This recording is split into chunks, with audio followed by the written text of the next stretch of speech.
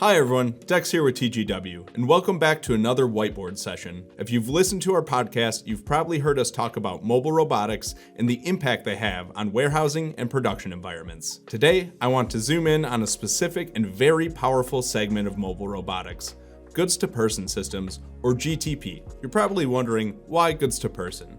And let's dive into it. Alright, so if we begin to look at a traditional warehouse environment, you have a bunch of pallet racking.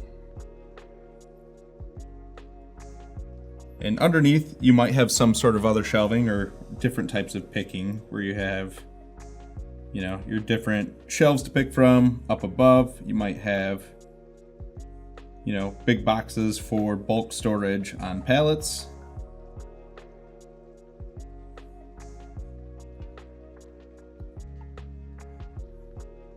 All right, so here you have your pallet racking, you have areas for people to pick on, and then here you have your aisleway. Now in the aisleway, you might have a few different ways of picking these goods. So for one, you might have a forklift truck that's going and they're picking the pallets, they're bringing them down. This could be to pick off of, or it could be for replenishment. The other type of thing we typically see is you may have a person walking around and they could be using a pallet jack and picking to a pallet, or maybe they're pushing a cart around and the cart has, several areas for different orders.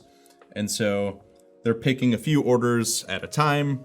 They're going to the shelf, they're grabbing the items they need, and they're placing it into the cart. The huge challenge with this is it uses a big waste of time of people walking. So pickers can easily walk miles a day just walking to collect the items that they need. In goods-to-person systems, we flip that model. Instead of people walking to the product comes to the person. The result? Faster picking, higher throughput, and less physical strain on workers, not to mention more consistent performance. So let's start with Live Pick, our mobile robotic climbing solution.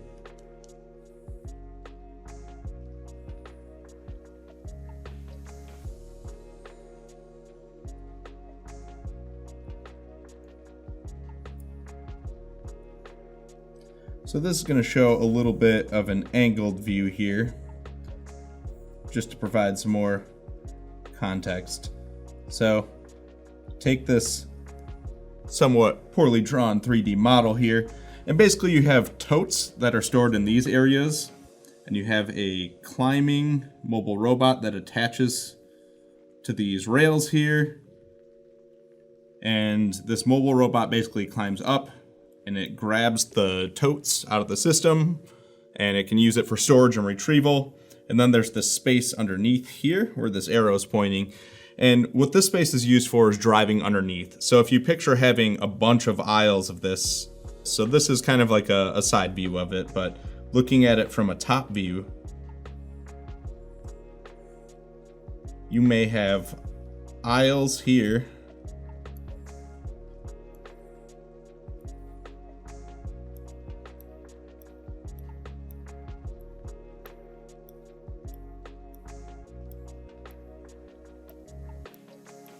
And so these aisles are where the mobile robots are going. They're kind of underneath them.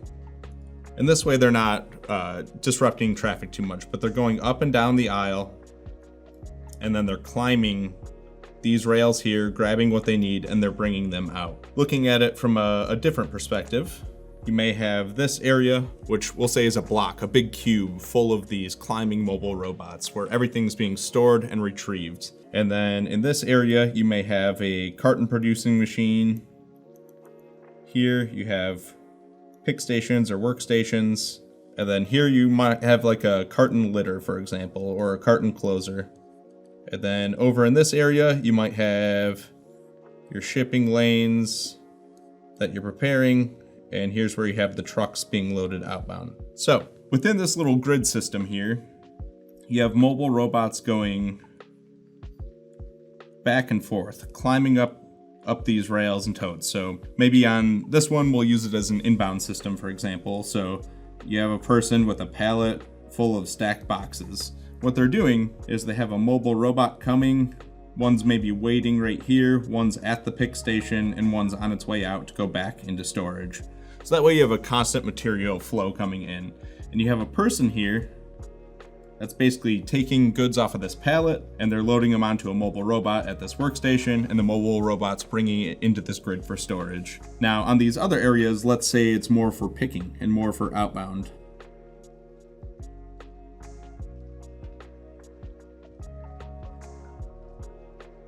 And so you have your workstation here, and in this scenario, you have a mobile robot that maybe was climbing up here, it grabbed the tote it needed, and it's bringing it to this workstation. It's waiting in line here while there's one already in place. And so the worker is basically picking the goods, and then they're placing it into these outbound squares here.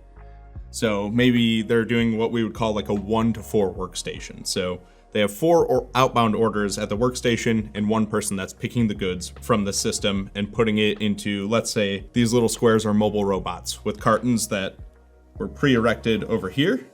And so they're picking into the order carton. Once the order carton's complete, it will move into the litter machine, again, via mobile robot.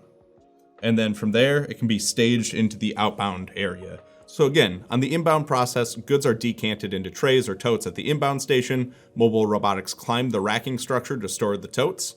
When an order is released, the robot retrieves the required tote, and then the tote is delivered directly to the picking workstation.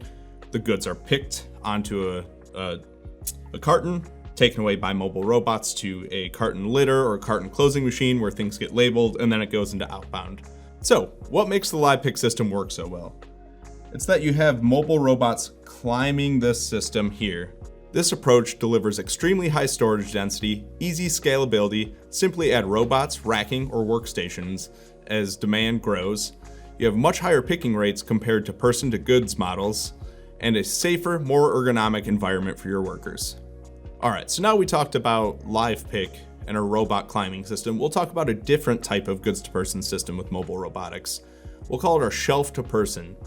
This can be good at handling bulky or awkward items. So let's talk about it. In a shelf-to-person environment, you may have these big shelves here. And underneath, this is where you have your mobile robots. They're basically lifting the shelf to move it to the person.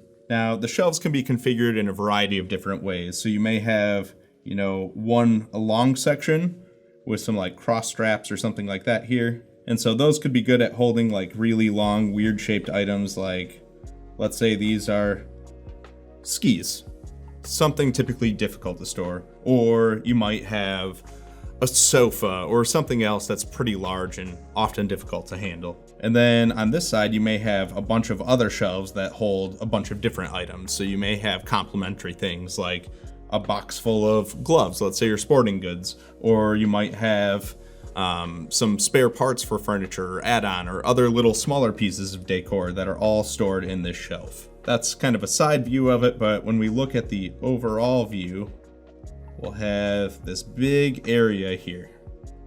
And this is a fenced off area. And then we're gonna have little openings here. These will be our workstations. And then we'll have this little area over here, and that will be for maintenance. So you have your maintenance area here, and you have your 3 workstations here, and we'll have this area, we'll have a little lightning bolt like thing. This is our opportunity charging area that we'll talk about in just a moment. So at the workstations, we'll use this example again for inbound. So you may have a pallet full of things that you need to put onto one of these shelves. Outbound, you might also have a pallet that you're picking to, or maybe you have a mobile robot here as well, and it's bringing goods to outbound. So we'll start with the inbound process. You have a pallet and you need to decant it into here, into one of these shelves. Okay, we'll start by talking about how the layout works.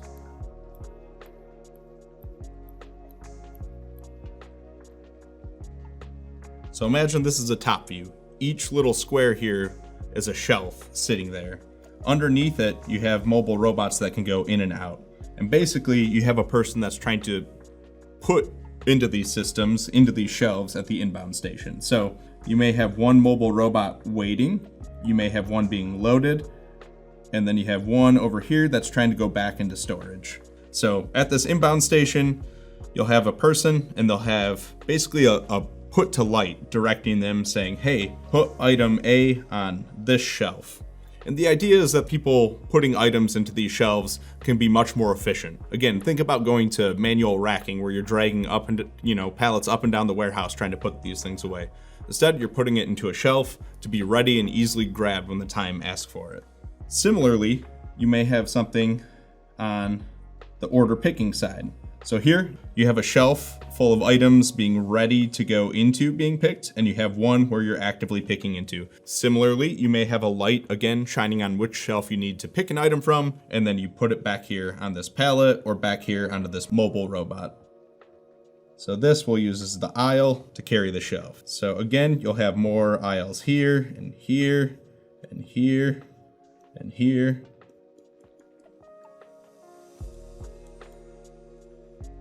And basically you have a bunch of aisles in between. And the idea here is you're getting a lot of storage density. This person's picking the goods they need, putting it on the pallet. This next robot's bringing it back to where it needs to go. The idea is by having multiple mobile robots, you're constantly feeding the station. So as soon as this one's picked to, it moves into this area and then gets put away. And as soon as this one comes, it goes to be picked into, and another shelf comes out of the inventory waiting to come here. So here you get a lot quicker pick rates than a person to goods system. And so if you can imagine in the square footage, you have a lot of storage density. These shelves are leaving only enough room to go up and down the aisles, and then the mobile robots are driving underneath. One of the best benefits to having this set up the way it is you can have what we call in-process charging. As long as a mobile robot's sitting for, let's say, 30 seconds, think of it like an inductive charger. So you have this book here. Let's say it's the charger and this is the mobile robot. By simply sitting above it for a little bit, it's getting a charge. And that charge is going, and you have a few of them here. So you're getting, let's say if the pick is taking 30 seconds, you're getting about a minute and a half between these three spots where you're charging. This continuous charge allows you to have fewer robots in the system, helping reduce costs. And then sometimes when the battery gets too low, you still may need to take opportunity charging, and that's when you'll have a robot go over to this area and charge until it's needed. So our simulations will help find the best way to get as much storage density as you can and have the best appropriate number of robots and the right charging strategy to make sure you can be as efficient as possible. Then you have this area over here where you have your maintenance area, and these items, like any automation, need to be serviced. So this allows you to service this without disrupting operations. So let's touch back at this workstation for a moment. We have this fenced off area over here. So why is this area fenced off? It allows the mobile robots to travel at a higher speed, making you more efficient. And you have these little pick windows where it's opened, and you might have a light barrier sensor, so that way if somebody crosses the barrier, the system shuts down for safety. So it's not just a fast and effective environment, it's a safe one. And then you can add additional technologies such as sensors to the mobile robots where you can actually have a person walk inside this space, and within a certain amount of meters from the person, the systems move at a slower pace, meaning you don't have to shut down operations at all, and you can go troubleshoot or check items into inventory, whatever you need to do there. Also at these stations, these shelves can be kind of high, so what you might have is like a little ladder system to help you pick goods or put away goods to handle various heights, and it's being taken via forklift or mobile robot to your outbound processes for labeling. So if you think about, walking up and down aisles, you're saving a lot of time here. So this type of picking is ideal for weird shaped items. Think of like skis, golf clubs, furniture, decor. With these shelves, you can also have apparel on hangers or any kind of long, awkward products. These shelves can be customized in size and configuration. You can have vertical slots here like you do for skis. You can have the hanging rails. You can have cubbies to put in boxes or different decor. You can have mixed formats in the same system, and that flexibility is a huge advantage. And the robot moves the entire shelf to the operator, who then picks or places onto them. Then you have an outbound pallet, conveyor, or shipping cart. The secret sauce behind this technology is our software suite, Works, which handles the management of the mobile robots. It ties the systems together to handle slotting, picking, and put away to make the workforce more efficient. Now you have this system. And one of the unique aspects is with the shelves, you can maybe only go, let's say 6 to 8 feet high, because people need to be able to pick this. You have a lot of vertical space in your warehouse. How do you maximize it? So with this, you can also build a mezzanine. So if you think about each level, you have Here, a bunch of different robots in that shelf to person configuration. Over here you have your pick stations. And you may have what we call mobile robotic elevators. And these elevators are these designated zones where they'll go down over here. And this way you're getting a huge storage density with these. So with a lot of fixed automation, you may have like a shuttle system or some mini load ASRS that's, providing vertical dense storage. With mobile robots, it can be a little bit trickier. And so that's where having our live pick could work. But if you're dealing with bulky items or weird shapes or maybe slower moving items that you need to store in a cost-effective manner, this is where the system can come into play with the elevators. What you get is a dynamic, scalable, and flexible environment. With mobile robots, you can anticipate cost-effective solutions meant for easy scalability. One that can handle a wide variety of goods, increase throughput, and significantly reduce unnecessary movements in the warehouse. And with TGW simulation expertise, we can design the right mix of workstations, storage locations, and robots.